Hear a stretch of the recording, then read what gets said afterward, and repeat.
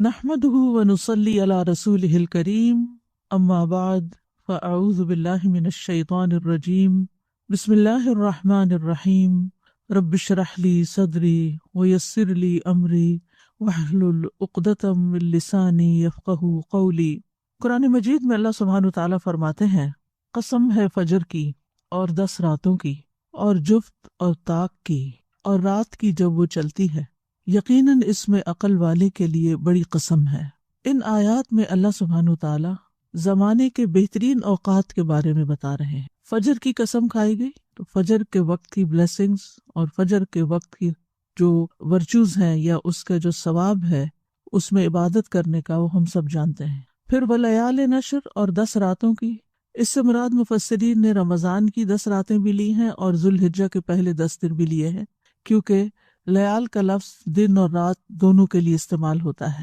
والشفع والوتر اور جفت اور طاق کی، جفت ایون اور طاق آڈ نمبر، تو طاق سے مراد 10 ذی الحجہ جس میں قربانی کی جاتی ہے، وہ بھی سال کے بہترین دنوں میں سے ایک دن ہے، اور وتر جو ہے وہ 9 ذی الحجہ جو عرفہ کا دن ہے، جس میں ایک دن کا روزہ رکھنا 2 سال کے گناہوں کو معاف کرنے کا باعث بنتا ہے۔ اور پھر حج ہوتا ہے اس دن اتنے لوگوں کے گناہ معاف ہوتے ہیں جتنے پورے سال میں کسی دن نہیں ہوتے۔ واللیل اذا یسر، رات جب چلتی ہے یعنی رات کا آخری حصہ، تہجد کا وقت جو ہوتا ہے وہ رات کا بہترین حصہ ہوتا ہے۔ تو دن کا بہترین حصہ، رات کا بہترین حصہ، 10 بہترین راتیں، 10 بہترین دن، قربانی کا دن، حج کا دن، یعنی زمانے کے اور وقت کے جو بہترین اوقات ہیں ان سب کو یہاں پر جمع کر دیا گیا ہے۔ حل فی ذالک قسم لذی حجر، یقیناً اس میں عقل والے کے لیے بڑی قسم ہے، یعنی اللہ تعالیٰ نے ان چیزوں کا جو ذکر کیا ہے، ان کو جو گواہ بنایا ہے، اس میں ایک بہت بڑا سبق ہے جس پر ہم سب کو غور کرنا چاہیے۔ تو آج ہم خاص طور پر ذی الحجہ کے پہلے 10 دنوں کا ذکر کریں گے اور ان کی ہمارے دین میں کیا اہمیت اور فضیلت ہے۔ اس بارے میں آپ بہت سی باتیں پہلے سے جانتے بھی ہیں، لیکن یہ ایک یاد دہانی ہے میرے لیے، آپ سب کے لیے، تاکہ ہم اپنے وقت سے بہترین فائدہ اٹھا سکیں۔ تو پہلی بات تو یہ ہے کہ یہ دنیا کے افضل ترین ایام ہیں۔ اللہ سبحانہ وتعالیٰ نے اپنی مخلوقات کے درمیان فرق رکھا ہے، بعض کو بعض پر درجات میں بلندی عطا کی ہے، بعض دنوں اور مہینوں کو دوسرے دنوں اور مہینوں پر فضیلت دی ہے، اور ذوالحجہ کے پہلے 10 دنوں کو دنیا کے تمام دنوں میں بہترین دن قرار دیا گیا ہے، اور ان 10 دنوں میں قربانی کے دن کو سب سے افضل بنایا گیا ہے۔ اسی طرح ہفتے کے دنوں میں سے جمعہ کا دن جو ہے وہ سب سے افضل ترین دن ہے، یعنی بہترین دن جس پر سورج طلوع ہوتا ہے وہ جمعہ کا دن ہے۔ اور پھر راتوں میں سے رمضان کی راتیں جو آخری راتیں ہیں، اور ان میں سب سے افضل پھر لیلۃ القدر ہے، یعنی افضل میں سے بھی افضل کا ذکر کیا گیا ہے۔ ان خاص مواقع کا ذکر کیوں کیا گیا اور ان کی خاص اہمیت کیوں ہے؟ یہ دراصل ہمارے لیے اللہ کی رحمت پانے کا ایک عظیم موقع ہے، تاکہ ہم جب روزمرہ کی زندگی کے دنوں میں ایک روٹین کی عبادت میں آ جاتے ہیں تو پھر خاص دن آ جاتا ہے تو ہم شعوری طور پر پھر بہترین طریقے سے محنت کرتے ہیں۔ تو یہ اللہ سبحانہ تعالیٰ کا بندے پر ایک عطیہ ہے، ایک انعام ہے، ایک خوبصورت تحفہ ہے کہ جسے ہمیں قبول کرنا چاہیے، تاکہ ہمارے درجات بلند ہوں، ہماری کمی کوتاہی پوری ہو جائے، اور جن چیزوں سے ہم محروم ہیں ان کو پورا کر لیں، اور ان دنوں میں خوب محنت کریں اور اللہ سبحانہ تعالیٰ کی رحمتوں کو تلاش کریں۔ رمضان گزرا، ہم نے محنت کی، لیکن ہم میں سے کوئی یہ نہیں کہہ سکتا کہ ہم نے اس کا حق ادا کر دیا۔ پھر اسی طرح شوال کے روزے ہمارے بندے جس طرح بھی رکھے، لیکن ہم نے حق ادا نہیں کیا۔ پھر ذوالقعدہ کا مہینہ جو ہے یہ حج کی تیاریوں اور حرام مہینوں میں سے ایک مہینہ ہے، لیکن اس میں بھی ہم نے کیا خاص عبادت کی یا اس کی حرمتوں کا کیا لحاظ رکھا۔ تو پھر اللہ سبحانہ تعالیٰ ایک اور موقع ہمیں دے رہے ہیں، یعنی ذوالحجہ کے یہ پہلے 10 دنوں کا، کہ اس میں ہم پھر اللہ تعالیٰ کی طرف متوجہ ہوں۔ یہ دن دنیا کے دنوں میں سب سے بہترین دن ہے، اور مطلقاً ایبسولوٹلی حدیث میں آتا ہے، سنن ترمذی کی روایت ہے، عن ابن عباس رضی اللہ عنہما قال قال رسول اللہ صلی اللہ علیہ وسلم ما من ایام العمل الصالح فیہن احب الی اللہ من هذه الایام العشر فقالوا یا رسول اللہ ولا الجہاد فی سبیل اللہ فقال رسول اللہ صلی اللہ علیہ وسلم ولا الجہاد فی سبیل اللہ الا رجل خرج بنفسه وماله فلم یرجع من ذلک بشیء۔ ابن عباس رضی اللہ عنہما کہتے ہیں کہ رسول اللہ صلی اللہ علیہ وسلم نے فرمایا، ذوالحجہ کے 10 دنوں کے مقابلے میں دوسرے کوئی دن ایسے نہیں جن میں نیک عمل اللہ کو ان دنوں سے زیادہ محبوب ہو۔ لوگوں نے عرض کیا، اللہ کے رسول، اللہ کی راہ میں جہاد کرنا بھی نہیں؟ تو رسول اللہ صلی اللہ علیہ وسلم نے فرمایا، اللہ کی راہ میں جہاد کرنا بھی نہیں، سوائے اس مجاہد کے جو اپنی جان اور مال دونوں اللہ کے راستے میں لے کے نکلے، پھر کسی چیز کے ساتھ واپس نہ آئے۔ بعض علماء کہتے ہیں کہ یہ بات حضرت مصعب بن عمیر کے بارے میں پٹاتی ہے کہ وہ کیسی زندگی گزار رہے تھے، شان و شوکت والی، اور پھر کس طرح اللہ کے راستے میں ہجرت کی، مدینہ میں گئے، نبی صلی اللہ علیہ وسلم سے پہلے جا کر وہاں پر فضا ہموار کی، لوگوں کو مسلمان کیا، ان کو قرآن پڑھایا، اور پھر شہید ہو گئے۔ اور جب ان کی شہادت ہوئی تو ان کے پاس اتنا بھی مال نہیں تھا کہ جس سے ان کو پراپرلی کفن دیا جا سکے۔ تو اتنا بڑا مقام اور اتنا بڑا درجہ کس کا ہو سکتا ہے؟ یعنی ایسی قربانی کون سوچ سکتا ہے کہ ہم میں سے کسی نے کی ہو؟ دین کے راستے میں مشکلات آتی ہیں یا ہم سیکریفائسز کرتے ہیں، لیکن اس درجے کی سیکریفائس کہ کچھ بھی نہ بچے، انسان کا کچھ بھی اس کے پاس نہ رہے اور دنیا سے خالی ہاتھ جائے، تو ایسا کرنا انسان عام طور پر سوچ بھی نہیں سکتا۔ اس جیسا عمل اگر کوئی کرے تو پھر وہ تو سب سے افضل ہے ہی، لیکن اس کے علاوہ جو باقی اعمال ہیں ان سب میں جو بھی عمل انسان سال بھر کرتا ہے اس سے زیادہ افضل ہے کہ ان دنوں میں کوئی کام انسان کرے۔ مسند احمد کی روایت میں آتا ہے، ان النبی صلی اللہ علیہ وسلم انہ قال ما عمل افضل منہ فی هذه الایام یعنی الایام العشر۔ نبی صلی اللہ علیہ وسلم نے فرمایا، ان دنوں یعنی عشرہ ذوالحجہ میں کیے گئے عمل سے افضل کوئی عمل نہیں ہے۔ اسی طرح ان دنوں میں کیا گیا عمل سب سے پاکیزہ عمل ہے، افضل عمل بھی کہا گیا اور ازکا عمل بھی کہا گیا۔ صحیح ترغیب و ترہیب کی روایت میں ہے، ما من عمل ازکا عند اللہ ولا اعظم اجرا من خیر یعملہ فی عشر الاضحی۔ نبی صلی اللہ علیہ وسلم نے فرمایا، اللہ کے نزدیک ذوالحجہ کے 10 دنوں میں نیک اعمال کرنا بہت زیادہ پاکیزگی اور بہت بڑے ثواب کا باعث ہے، لہٰذا تیار رہیں، کیونکہ جس کام کو کرنے کے لیے انسان پہلے سے تیاری شروع کر دیتا ہے، جب موقع آتا ہے تو پھر انسان اس کام کو آسانی سے کر لیتا ہے۔ تو ابھی سے پلاننگ شروع کر دیں تاکہ ہم ان دنوں کے اجر و ثواب سے محروم نہ رہیں۔ ان دنوں میں فرائض اور نوافل دونوں کا اجر زیادہ ہو جاتا ہے، یعنی باقی دنوں کی نسبت بڑھ جاتا ہے، لیکن ہمیں بہرحال فرائض پر خاص طور پر توجہ کرنی چاہیے۔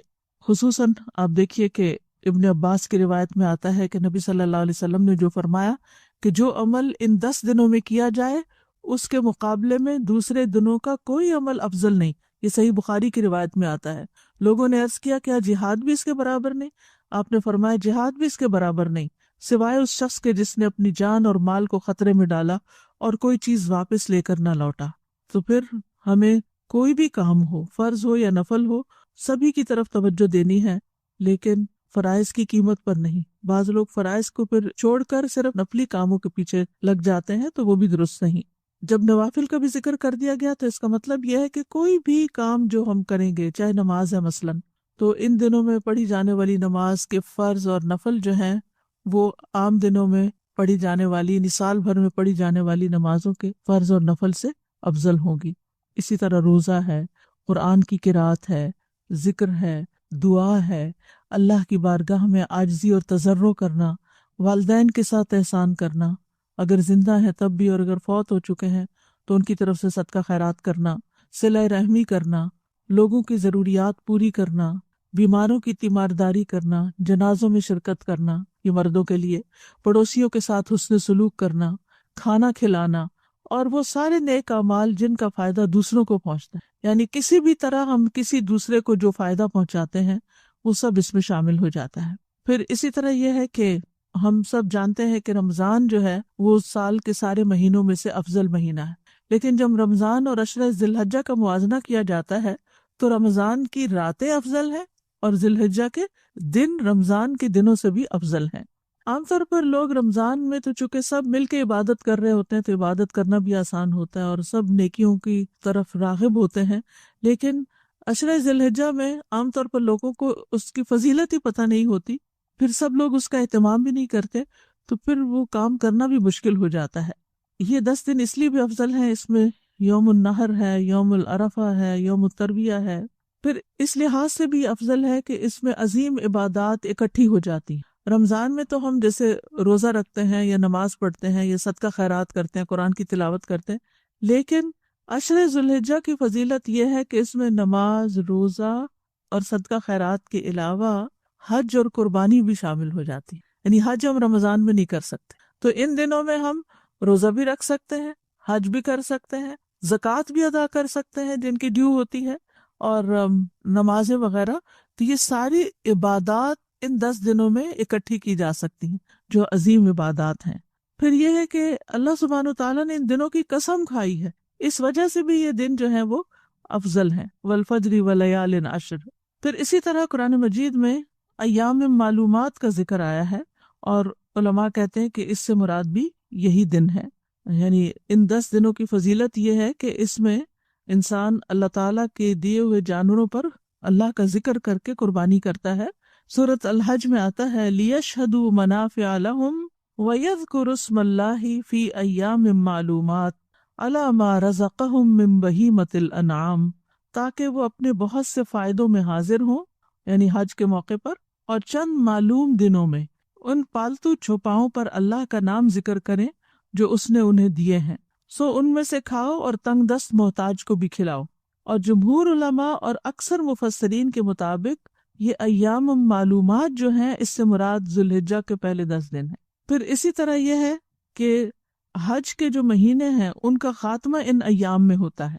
حج کے مہینے الحج اشہر معلومات، تو اس میں شوال، ذی قعدہ اور ذی الحجہ آتا ہے، تو ذی الحجہ کے یہ 10 دن اس میں شامل ہیں۔ ایام معلومات، اشہر معلومات، افضل دن، یہ ساری خوبیاں جو ہیں انہی دنوں کے ساتھ ہیں۔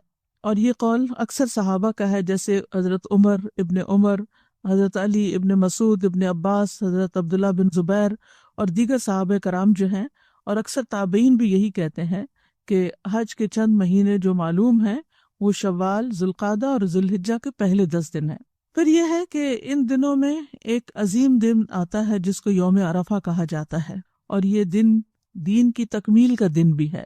یعنی ان 10 دنوں کی فضیلت میں سے ایک فضیلت یہ بھی ہے کہ اس میں یوم عرفہ ہے، اور یہ وہ دن ہے جس دن اللہ نے اپنے دین کو مکمل کر دیا تھا اور مسلمانوں پر اپنی نعمت تمام کر دی تھی، جیسا کہ اللہ سبحانہ وتعالیٰ کا ارشاد ہے الیوم اکملت لکم دینکم واتممت علیکم نعمتی ورضیت لکم الاسلام دینا۔ آج میں نے تمہارے لیے تمہارا دین کامل کر دیا اور تم پر اپنی نعمت پوری کر دی، اور تمہارے لیے اسلام کو دین کی حیثیت سے پسند کر لیا۔ اور یہ کتنی بڑی خوشخبری ہے امت مسلمہ کے لیے کہ اللہ سبحانہ تعالیٰ نے اپنا دین ہم پر مکمل کیا اور کمپلیٹ دین ہمیں دیا، اور ہم پر اپنی نعمت تمام کر دی۔ اس کو اللہ تعالیٰ سب سے بڑی نعمت قرار دیتے ہوئے ہم پر مکمل کرنے کا ذکر کر رہے ہیں یہاں پر۔ پھر اسی طرح اس عشرے کی فضیلت یہ بھی ہے کہ اس میں یوم النحر کا دن ہے جو حج اکبر کا دن ہے۔ اللہ تعالیٰ کے نزدیک یہ بھی ایک عظیم دن ہے۔ حدیث میں آتا ہے، عبداللہ بن قرۃ کہتے ہیں کہ نبی صلی اللہ علیہ وسلم نے فرمایا، اللہ تبارک و تعالیٰ کے نزدیک سب سے عظیم دن یوم النحر ہے، پھر یوم القر ہے۔ اور یوم القر کہتے ہیں قربانی سے اگلے دن کو، اور اس دن اس کو قر اس لیے کہتے ہیں کہ اس دن لوگ منا کی وادی میں قرار پکڑتے ہیں، وہاں قیام کرتے ہیں۔ کیسے قرار پکڑتے ہیں؟ 9 ذی الحجہ کو وہ وقوف عرفہ کر رہے ہوتے ہیں، پھر اس کے بعد اگلے دن 10 تاریخ کو قربانی کرتے ہیں، اور پھر قربانی کرنے کے بعد طواف افاضہ کے لیے جاتے ہیں۔ تو یہ بڑے بڑے کام کر کے پھر قرار پکڑتے ہیں، یعنی آرام کرتے ہیں قربانی کے اگلے دن، یعنی 10 تاریخ کے بعد۔ پھر اسی طرح یہ ہے کہ عام لوگوں کے لیے بھی یہ دن بڑے افضل ہیں، لیکن حج کرنے والوں کے لیے مزید افضل دن ہے یہ۔ یعنی جو لوگ بیت اللہ شریف جاتے ہیں، وہاں جا کر طواف کرتے ہیں، نمازیں پڑھتے ہیں، ایک نماز کا جو اجر ہے وہ 1,00,000 نمازوں کے برابر ہے۔ اور ہم 1,00,000 نمازیں کتنے دن میں پڑھ سکتے ہیں؟ یعنی اگر کسی کی تقریباً 54-55 سال عمر ہو تو اتنے سال میں جو اس نے نمازیں پڑھی وہ تقریباً 1,00,000 نمازیں بنتی ہیں۔ تو آپ خود سوچئے کہ کون ایسا شخص ہے کہ جو 55 سال کی عمر تک کوئی بھی نماز نہ چھوڑے اور مسلسل نماز پڑھے، 5 نمازیں جو ہیں دن کی۔ تو حرم کی ایک نماز 1,00,000 نمازوں کے برابر، اور پھر افضل جگہ، افضل دن اور افضل عمل یہ سارے جب ایک جگہ اکٹھے ہو جاتے ہیں تو یہ سارے کیا ہو جاتے ہیں، ان کا اجر اور ثواب اور ریوارڈ کئی گنا زیادہ بڑھ جاتا ہے، کیونکہ زمانے کے اعتبار سے اور مکان کے اعتبار سے ان دنوں کو وہاں پر افضلیت ملتی ہے۔ پھر اسی طرح یہ ہے کہ ان دنوں میں انتھک محنت کی جاتی ہے، یہ انتھک محنت والے ایام ہیں۔ سلف صالحین جو تھے ان دنوں نیکی کے کاموں میں خوب محنت کرتے تھے۔ سعید بن جبیر کا حال یہ تھا کہ جب یہ 10 دن شروع ہوتے تو وہ اتنی سخت محنت کرتے کہ شاید ان کے پاس اتنی طاقت بھی نہ ہوتی تھی، اور ان 10 دنوں کی عبادت کی بہت ترغیب دیتے اور کہتے کہ ان 10 دنوں کی راتوں کو اپنے لیے دیے نہ بجھایا کرو، یعنی رات کی لائٹس نہیں آف کیا کرو۔ یعنی اتنی محنت کرتے کہ ان کے اندر اتنی طاقت بھی نہیں ہوتی تھی، لیکن پھر بھی وہ ایکسٹرا ایفرٹ کرتے تھے۔ یعنی ایک ہوتا نا کہ ہم اتنی عبادت کر لیں جتنی ہم میں ہمت ہے، اور ایک یہ ہے کہ ہمت سے بڑھ کے محنت کرنا۔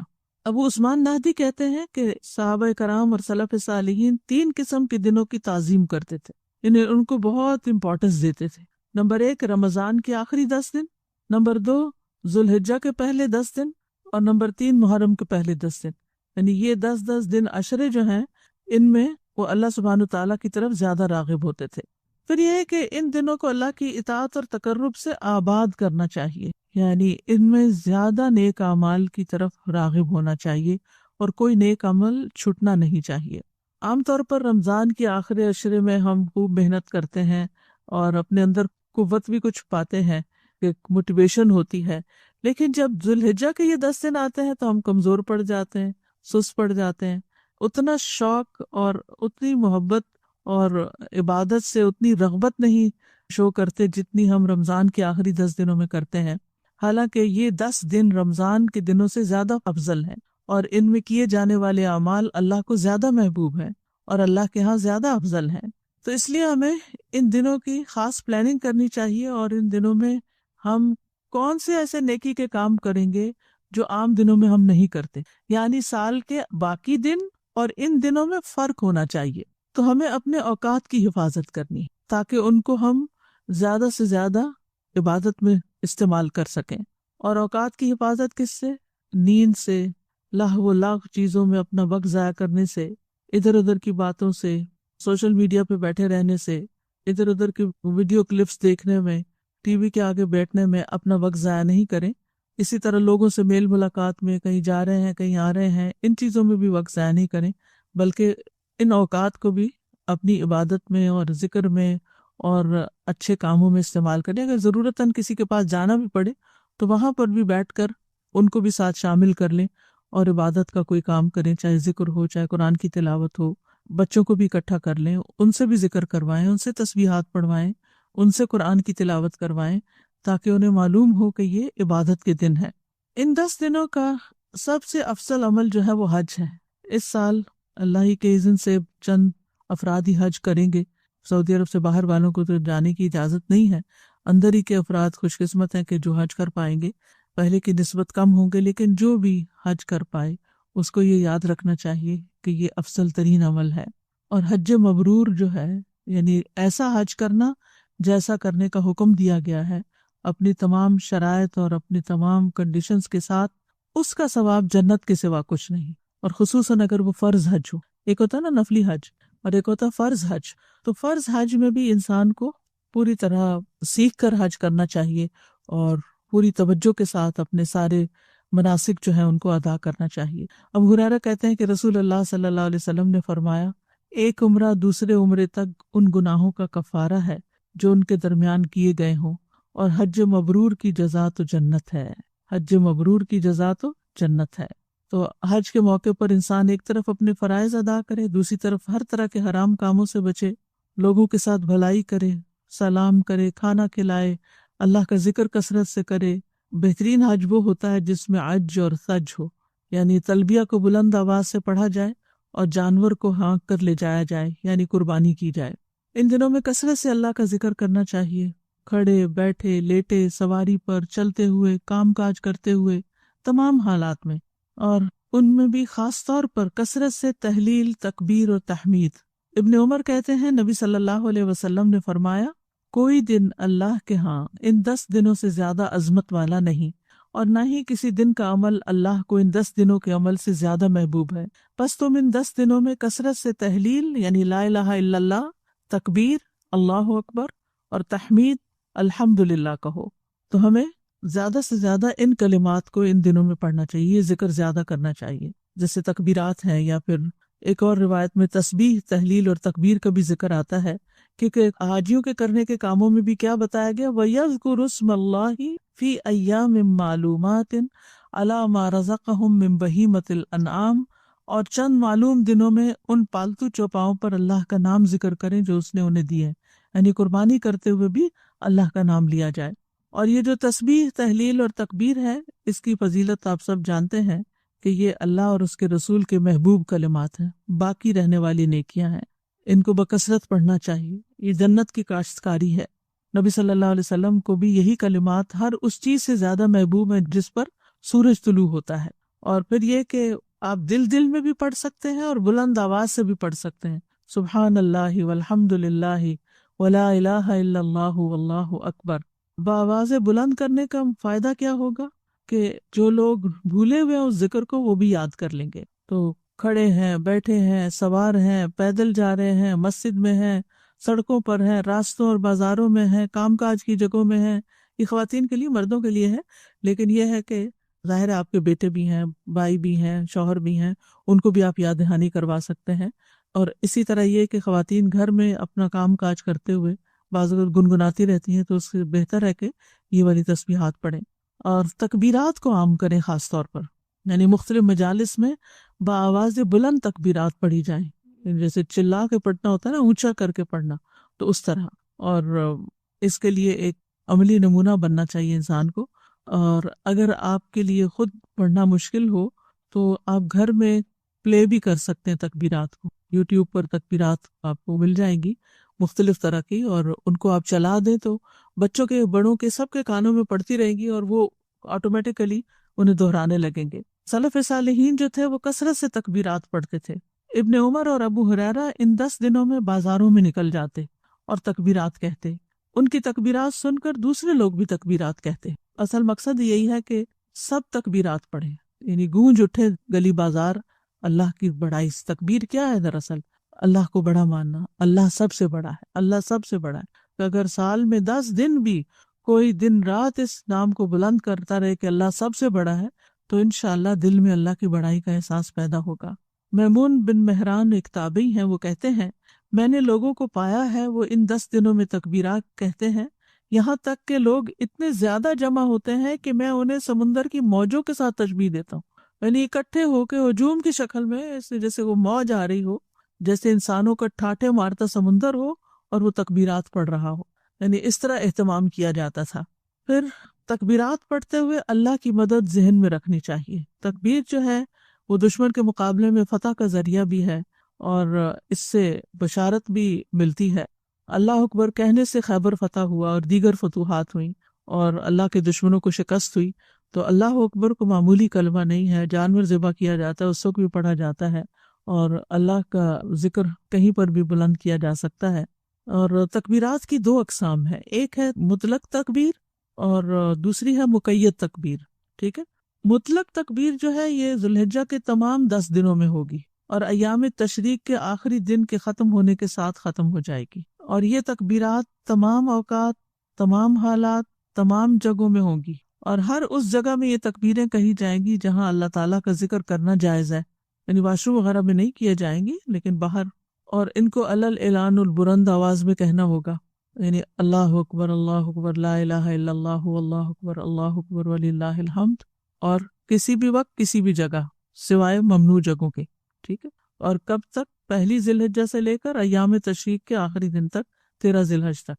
دوسری ہے مقید تکبیرات، یہ فرض نمازوں کے بعد تکبیرات پڑھنا ہے، یعنی 5 فرض نمازوں کے بعد کہی جانے والی تکبیرات۔ جو لوگ حج کرنے نہیں گئے وہ ان تکبیرات کو 9 ذی الحجہ کی فجر سے شروع کریں گے۔ ٹھیک ہے، یاد رکھیے گا 9 ذی الحجہ کی فجر سے شروع ہوں گی، اور حاجیوں کے لیے 10ویں ذی الحجہ کی ظہر کے وقت شروع ہوں گی، اور یہ ایام تشریق کے تیسرے دن کی عصر کے بعد ختم کر دی جائیں گی۔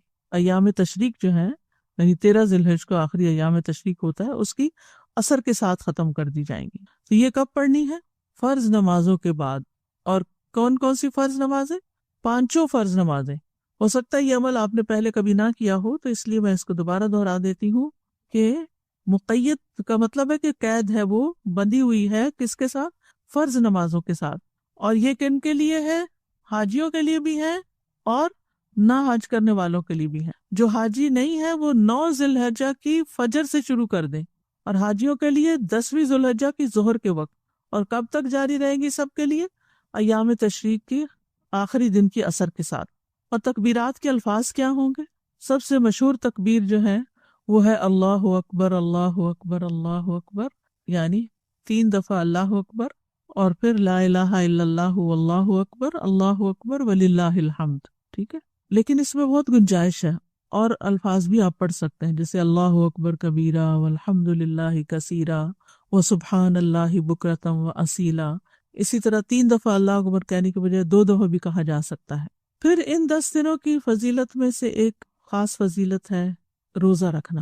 9ویں تاریخ کا روزہ رکھنا تو سنت ہے، لیکن اگر پہلے 8 دن کے روزے بھی رکھ لیے جائیں تو بہت ہی بہترین ہے۔ سال بھر میں آپ جو روزے رکھتے ہیں ان سے یہ افضل ہو جائیں گے۔ روزہ جہنم سے بچنے کا ذریعہ ہے، گناہوں سے ڈھال ہے، گناہوں کا کفارہ بھی ہے۔ ایک دن کے روزے کا اجر کیا ہے؟ ابو سعید خدری کہتے ہیں کہ میں نے نبی صلی اللہ علیہ وسلم کو یہ فرماتے ہوئے سنا، جو شخص اللہ کی راہ میں ایک دن کا روزہ رکھے گا، اللہ اس کے چہرے کو 70 سال کی مسافت کے برابر آگ سے دور کر دے گا، یعنی وہ جہنم سے اتنا دور ہو جائے گا انسان۔ لیکن خاص طور پر عرفہ کا روزہ غیر حاجی کے لیے ہے، یہ حاجی نہیں رکھتا عرفہ کا روزہ۔ عرفہ کے دن کا روزہ جو سنت ہے، یہ بہت بڑی غنیمت ہے، اور یہ 2 سال کے گناہوں کا کفارہ بن جاتا ہے۔ ابو قتادہ کہتے ہیں کہ ایک آدمی نبی صلی اللہ علیہ وسلم کی خدمت میں حاضر ہوا اور پوچھا، آپ کس طرح روزے رکھتے ہیں؟ اس بات سے رسول اللہ صلی اللہ علیہ وسلم کچھ غصے میں آ گئے۔ حضرت عمر نے آپ کا غصہ دیکھا تو کہنے لگے، ہم اللہ کے رب ہونے، اسلام کے دین ہونے اور محمد صلی اللہ علیہ وسلم کے نبی ہونے پر راضی ہیں۔ ہم اللہ کے غصے سے اور اس کے رسول کے غصے سے اللہ کی پناہ میں آتے ہیں۔ عمر رضی اللہ عنہ ان کلمات کو دہرانے لگے حتیٰ کہ آپ کا غصہ ٹھنڈا ہو گیا۔ تو عمر رضی اللہ عنہ نے کہا کہ اللہ کے رسول، اس شخص کا کیا حکم ہے جو سال بھر مسلسل روزہ رکھتا ہے؟ آپ نے فرمایا، نہ اس نے روزہ رکھا نہ افطار کیا، یا فرمایا کہ اس نے روزہ نہیں رکھا اور اس نے افطار بھی نہیں کیا، یعنی یہ تو رکھنا نہ رکھنا برابر ہے اگر ہر روز ہی رکھتے ہیں۔ عمر رضی اللہ عنہ نے کہا کہ اس کا کیا حکم ہے جو 2 دن روزہ رکھتا ہے اور 1 دن افطار کرتا ہے؟ آپ نے فرمایا، کیا کوئی اس کی طاقت رکھتا ہے؟ پوچھا، اس کا کیا حکم ہے جو 1 دن روزہ رکھتا ہے اور 1 دن افطار کرتا ہے؟ فرمایا، یہ داؤد علیہ السلام کا روزہ ہے۔ انہوں نے پوچھا، اس آدمی کا کیا حکم ہے جو 1 دن روزہ رکھے اور 2 دن افطار کرے؟ آپ نے فرمایا، مجھے پسند ہے کہ مجھے اس سے طاقت مل جاتی ہے، یعنی 1 دن روزہ رکھ کے 2 دن افطار۔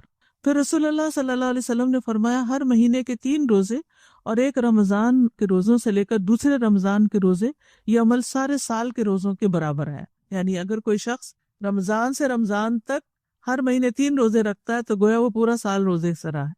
اور عرفہ کے دن کا روزہ میں اللہ سے امید رکھتا ہوں کہ پچھلے سال کے گناہوں کا کفارہ بن جائے گا اور اگلے سال کے گناہوں کا بھی۔ اور یوم عاشورہ کا روزہ میں اللہ سے امید رکھتا ہوں پچھلے سال کے گناہوں کا کفارہ بن جائے گا۔ تو اس طرح 3 سال کے گناہوں کا کفارہ ہو جاتا ہے جب انسان یہ روزہ رکھتا ہے۔ آپ دیکھیے کس طرح، مثلا 9 ذی الحجہ کا آپ نے روزہ رکھا نا، تو سال اینڈ ہو رہا ہے، تو اب کیا ہے، پچھلا سال جو تھا اس کا کفارہ ہو گیا، اور ایک اگلا سال جو محرم سے شروع ہوگا اس کا۔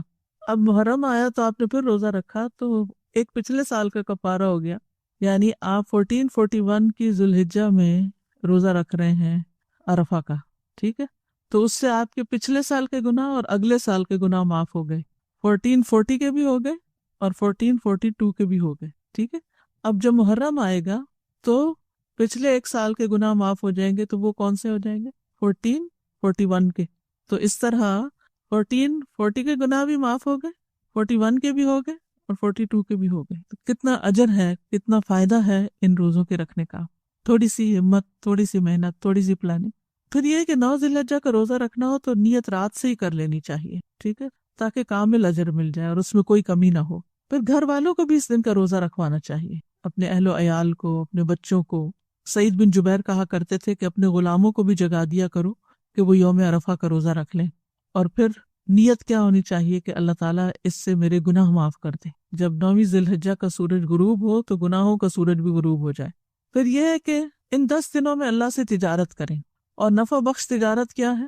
قرآن پڑھنا، قرآن کا فہم حاصل کرنا. یعنی ان 10 دنوں میں کامیاب نفع بخش تجارت قرآن کو فہم کے ساتھ مکمل کرنا، کیونکہ اللہ ہر ایک حرف کے بدلے میں ایک نیکی عطا کرتا ہے اور پھر اس کو 10 گنا بڑھا دیتا ہے اور 10 کے بعد بھی اضافہ فرماتا ہے. ان دنوں میں باقی دنوں کی نسبت سے زیادہ یقینی طور پر ایسا ہوتا ہے.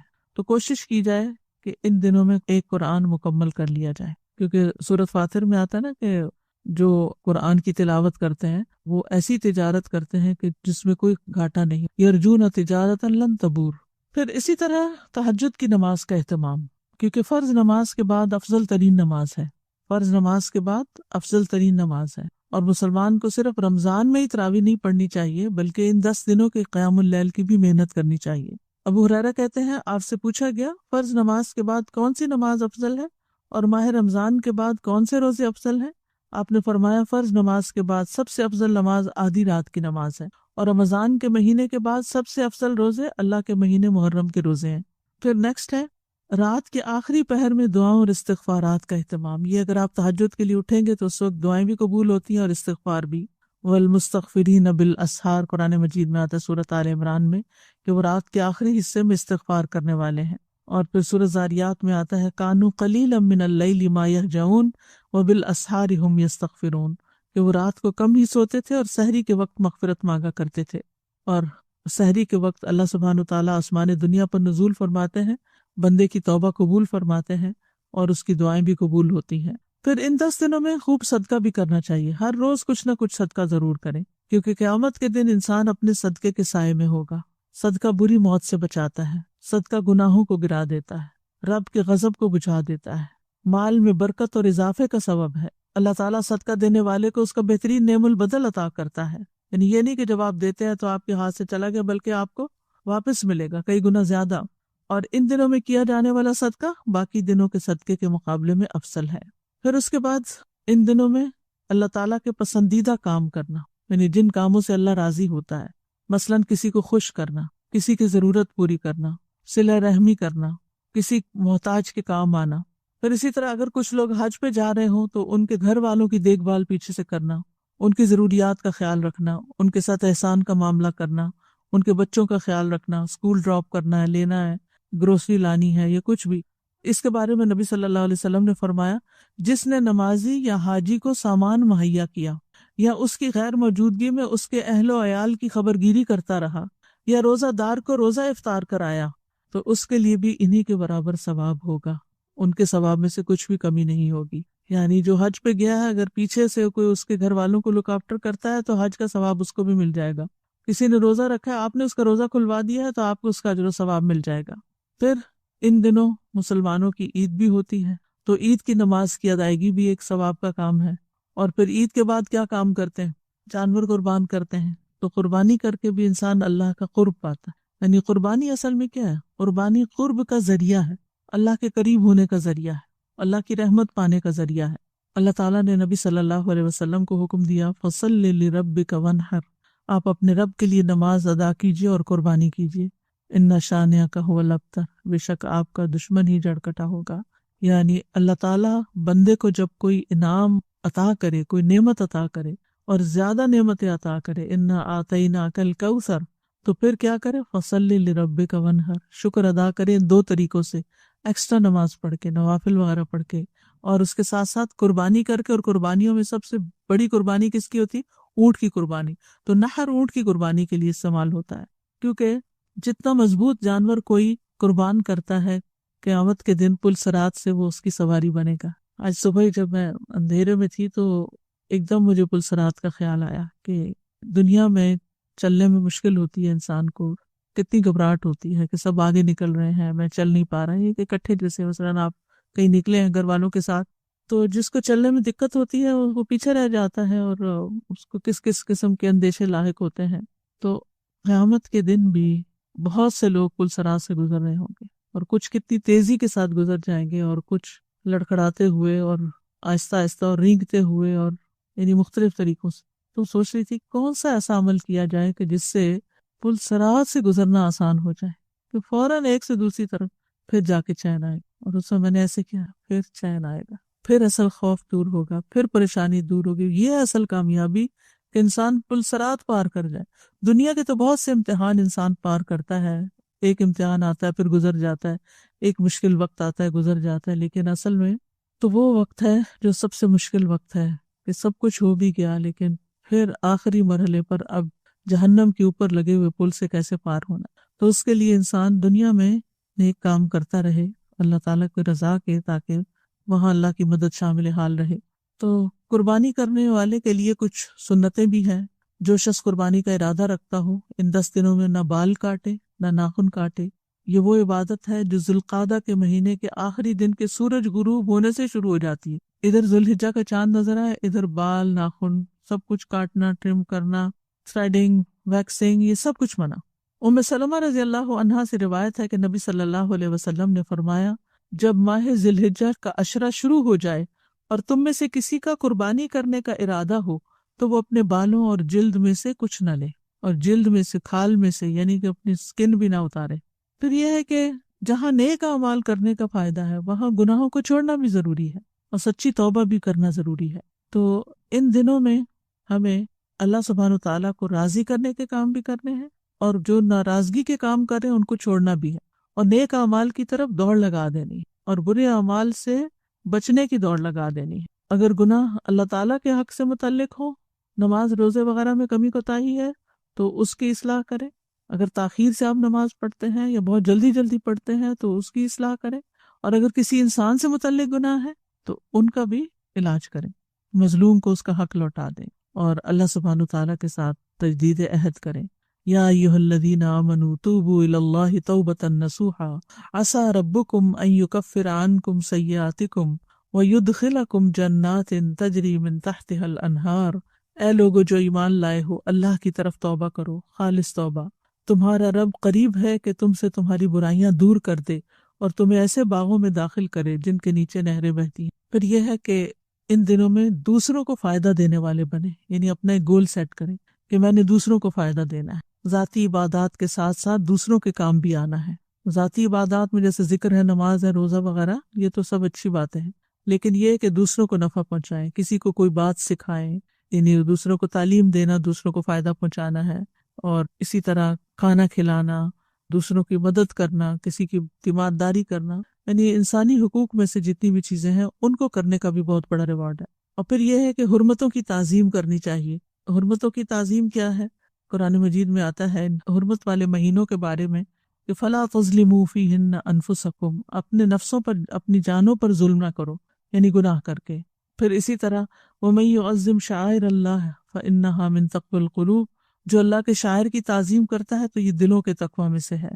اور اللہ کے شاعر میں سے قربانی کے جانور بھی ہیں، اور اسی طرح یہ دن بھی ہیں۔ سورۃ الحج میں پھر فرمایا ذالک ومن یعظم حرمات اللہ فہو خیر لہ عند ربہ، جو کوئی اللہ کی حرمتوں کی تعظیم کرے تو وہ اس کے لیے اس کے رب کے ہاں بہتر ہے۔ یہ کیسے ممکن ہے؟ نیک عمل کر کے، نافرمانیوں سے بچ کے، انسان اپنی تربیت بھی کرے، اپنے اہل و عیال کی بھی کرے، اس طرح وہ اللہ کے شاعر کی تعظیم کرتا ہے اور اللہ کی حدود کی حفاظت کرتا ہے۔ پھر یہ کہ ان 10 دنوں کو غنیمت جانے، ان میں نیک عمل کر کے اطاعت اور بھلائیوں کا زیادہ راہ اختیار کیا جائے، اور یہ یاد رکھا جائے کہ یہ دن سال میں بار بار نہیں آتے، یہ موقع نکل گیا تو معلوم نہیں اگلے سال دنیا میں ہوں گے بھی یا نہیں۔ اور پھر یہ کہ اپنی اولاد میں بھی نیکی کا شوق پیدا کیا جائے، یعنی بچوں کی تربیت میں بھی خاص توجہ دی جائے، کیونکہ کلکم رائن و کلکم مسئول عن رعیتہ، تم میں سے ہر کوئی نگران ہے اور ہر ایک سے اس کی رعیت کے بارے میں پوچھا جائے گا، لہٰذا اس بارے میں بھی ضرور سوچیں کہ صرف خود ہی اپنی عبادت اور نیک کاموں میں نہ لگے رہیں بلکہ گھر والوں کا بھی لحاظ رکھیں، اور ان دنوں کے آنے سے پہلے ہی تیاری کر لیں۔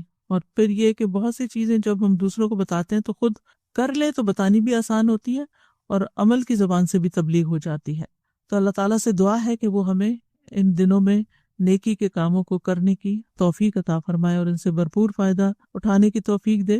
صالح المنجد کی کتاب تھی 170 نیک اعمال عملی نکات، انہوں نے پیش کیے، تو میں آپ کے سامنے دہرا دیتی ہوں، اور یہ چیک لسٹ کی شکل میں ترجمہ کر کے، اصل کتاب عربی میں ہے تو ترجمہ کر کے الہدیٰ نے اس کو سوشل میڈیا پہ شیئر بھی کیا ہے، اگر آپ تک پہنچا ہے تو آپ اس کو آگے بھی شیئر کریں. جو لوگ اس کا پرنٹ آؤٹ نکال سکتے ہیں نکال کے اپنے پاس چیک لسٹ ہے اس میں بنی ہوئی اس کو چیک بھی کر سکتے ہیں اور دوسروں کو بھی یاد دہانی کرا سکتے ہیں. یہ صرف ریمائنڈر کے لیے ان چیزوں کا ذکر کیا جا رہا ہے تاکہ ہم نیک اعمال میں سے کوئی نیک عمل چھوڑے نہیں جس کا بھی ہمیں موقع ملے. تو اس میں فرض نماز ادا کرنا، نفل روزے یعنی عشرے میں ویسے بھی نفل روزے، خاص طور پر عرفہ کا روزہ، صدقہ کرنا، لا الہ الا اللہ پڑھنا، سبحان اللہ کہنا، الحمدللہ کہنا، اللہ اکبر کہنا، لا حول ولا قوت الا باللہ کا ورد کرنا، مؤذن کے ساتھ اذان کا جواب دینا، استغفار کرنا، دعا مانگنا، درود شریف پڑھنا، قرآن کی تلاوت کرنا، قرآن میں غور و فکر کرنا، قرآن کا کچھ حصہ حفظ کرنا، قرآن کا مطالعہ کرنا، قرآن کی تفسیر پڑھنا، قرآن کی تعلیم دینا، خاص طور پر چھوٹے بچوں کو کچھ سکھانا قرآن میں سے، توبہ کرنا، والدین کے ساتھ احسان کرنا، صلہ رحمی کرنا، رشتہ داروں کو بھی ضرور ان دنوں میں پوچھیں، ان کو بھی خیر فیض پہنچائیں. والدین کے ساتھ حسن سلوک میں سے والدین کے دوستوں کے ساتھ صلہ رحمی کرنا، مہمانوں کی مہمان نوازی کرنا، مہمان کو الوداع کہنے کے لیے جانا، پڑوسیوں سے اچھا سلوک کرنا، سلام کو عام کرنا، کھانا کھلانا، اچھی گفتگو کرنا، رات کا قیام کرنا، مؤکدہ سنتیں ادا کرنا. یعنی ہم صرف فرض پڑھ کے اٹھ جاتے ہیں تو ان دنوں میں اپنی عادت ڈالیں. 10 دن اگر ہم انشاءاللہ سنت مؤکدہ میں پڑھیں گے، جن کے پڑھنے کا فائدہ اتنا ہے کہ ایک دن میں انسان جب یہ ساری سنتیں 12 رکعتیں پڑھتا ہے تو جنت میں ایک محل اس کے لیے بنتا ہے. چاشت کی نماز ادا کرنا، صبح شام کے اذکار کرنا، مختلف مواقع کے اذکار، گھر میں داخل ہونے کے، گھر سے نکلنے کے، کھانا کھانے کے، واش روم جانے کے، باہر نکلنے کے، باوضو ہو کر سونا، جمعہ کا غسل کرنا، خوشبو لگانا، جمعہ کے دن جلدی جانا، امام کے قریب ہو کر بیٹھنا، خالی جگہوں کو پر کرنا، صف مکمل کرنا، مسلمان بھائی کو ملتے ہوئے مسکرانا، کیونکہ جمعے میں جائیں گے تو لوگوں کو دیکھیں گے تو اس وقت بیمار نظر نہ آئے. پھر اللہ کی کونی نشانیوں میں غور و فکر کرنا. آج کل کتنے خوبصورت بادل باہر نظر آتے ہیں، نیلا آسمان اور سرسبز درخت اور ہوائیں، اور کتنا خوبصورت باہر موسم ہے جس سے ایک دم توجہ جو ہے وہ اللہ سبحانہ تعالیٰ کی قدرت کی طرف جاتی ہے اور منہ سے بے اختیار سبحان اللہ نکلتا ہے.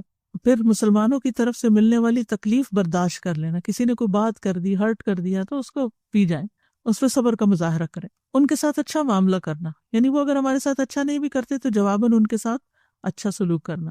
نرمی سے کام لینا، کسی کام میں جلدی نہ کرنا، جلد بازی سے پرہیز کرنا ہے.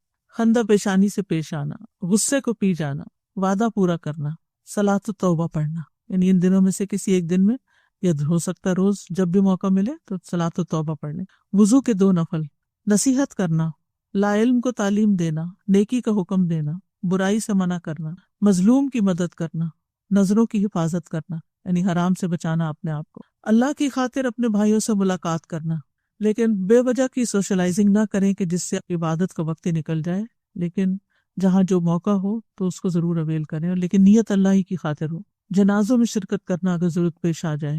مصیبت زدہ کو تسلی دینا، کیونکہ یہ ذکر اس لیے کیا جا رہا ہے کہ بعض اوقات یہ ہوتا ہے کہ انسان اپنی عبادت میں اتنا مصروف ہوتا ہے کہ وہ سنتا بھی ہے کہ فلاں کا جنازہ ہے تو وہ کہتا ہے آج میرے تو یہ ٹارگٹ پورے نہیں ہوئے اس لیے میں جنازے پہ نہیں جا رہا. نہیں، اگر آپ ڈیلی وہ کام کر رہے تھے اور ایک دن آپ کو نکل کے جنازے کے لیے جانا پڑا تو آپ کو جنازے کے پڑھنے کا ثواب بھی مل جائے گا، اور اس کام کا بھی جو آپ ریگولیرٹی کے ساتھ کر رہے تھے اس کا بھی ثواب مل جائے گا.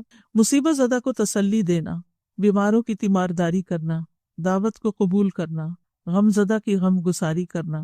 اب یہ بیمار اور غم زدہ انسان ہو سکتا ہے کووڈ کی وجہ سے آپ ان کے پاس نہ جا سکیں، لیکن فون پر تو آپ رابطہ کر سکتے ہیں. ایک نماز کے بعد دوسری نماز کا انتظار کرنا، مساجد میں علمی مجالس میں حاضر ہونا، علماء کا اکرام کرنا، شبہات کا رد کرنا، سنتوں کی اشاعت کرنا، ان لوگوں کی کنفیوژن دور کرنا دین کے معاملے میں، تحفہ دینا، اللہ کا چہرہ چاہنے کے لیے مسلمان سے مصافحہ کرنا، بڑوں کی عزت کرنا، کسی کا قرض ادا کرنا، ضرورت مندوں کو قرض دینا، تنگ دست کو ڈھیل دینا یا اس کا قرضہ معاف کر دینا یا کم کر دینا، مقروض لوگوں کے قرضوں کو ادا کرنے کی کوشش کرنا، محتاج لوگوں کے بل ادا کرنا، اچھی سفارش کرنا، نادم کی غلطی کو معاف کر دینا، جو سوری کرے اس کو معاف کرنا، تکلیف دہ چیز کو راستے سے دور کرنا، خرید و فروخت میں فراخ دلی کا مظاہرہ کرنا. یعنی اب بعض اوقات وہ بھاؤ تاؤ کرنے لگتے ہیں اور غریب آدمی سے کھینچنے کی کوشش کرتے ہیں تو اس کو ایکسٹرا دینے کی ضرورت ہے.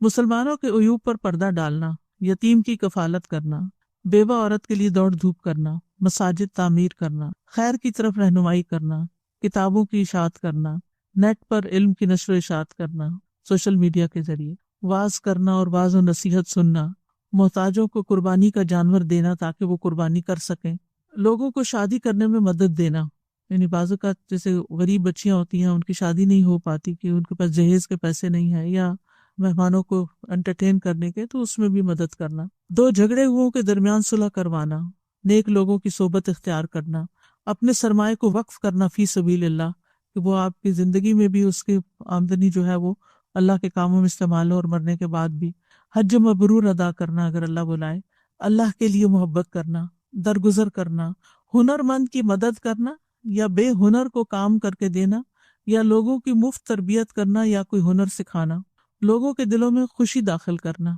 کھانا کھلانا، یتیم کے سر پہ شفقت کا ہاتھ پھیرنا، ہمیشہ باوضو رہنا، بیٹیوں اور بہنوں کی کفالت کرنا، بیوی بچوں پہ خرچ کرنا، عورت کا اپنے شوہر کے بلانے کو قبول کرنا اور اس کی اطاعت کرنا، گھر کے کام کاج کرنا، مساجد کی صفائی کرنا، پانی پلانا، کسی کے احسان کا شکر ادا کرنا، احسان کرنے والے کو اس کا بدلہ دینا اور اس کے حق میں دعا مانگنا، اللہ کے خوف سے رونا، اللہ سے شہادت کا سوال کرنا، مل کر کھانا کھانا، سفید رنگ کا لباس پہننا، یہ مردوں کے لیے خاص طور پر، سفید بالوں کو رنگنا، اچھی نیت سے پودا لگانا، مسلمانوں کی ضروریات پوری کرنا، مومن مردوں اور مومن عورتوں کے لیے استغفار کرنا، شوہر کو حکم ہے کہ اپنی بیوی کی عصمت و عزت کی حفاظت کرے، پھر دم کرنے میں اللہ سے اجر کی نیت کرنا، یعنی کوئی بیمار ہے دم کر رہے ہیں آپ، اللہ سے اجر حاصل کرنے کے لیے مردوں کی تجہیز و تکفین کرنا، یعنی کسی کو کفن دے دینا، روزہ جلدی افطار کرنا، سحری میں تاخیر کرنا، کسی مسلمان کو نعمت ملنے پر مبارکباد دینا، وصیت کو حق کے مطابق لکھنا،